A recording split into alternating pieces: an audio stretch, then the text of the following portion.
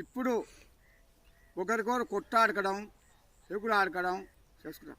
పనులు కలిగితే మన వ్యవసాయం అభివృద్ధి చెందితే కొట్టాడు. తండ్రి కొడుకులకు కూడా కొట్టాటలు పడుతున్నాయి, తల్లి కొడుకులు కూడా చంపుకుంటారు.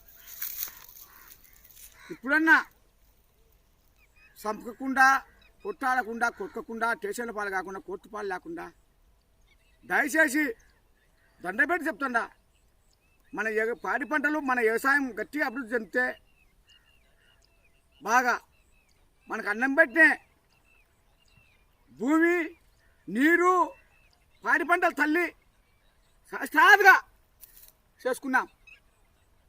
నువ్వు దండపెట్టి ఇంకో భూమిని నెత్తిన పెట్టుకొని చెప్తాడా, పచ్చని గడ్డి నెత్తిన పెట్టుకున్నా, పచ్చని గడ్డి చూడాలి ఉందో ఒకరికొకరు కొట్టాడుకొని సంపూర్ణ ఆడుకుంటా టీవీలో లేస్తాను. మనం వెళ్ళామయ్యా మన ఉద్యోగం నుంచి దండపెట్టి చెప్తాను, ఇది ఒక్కరు సాయం చేయండి నాకు.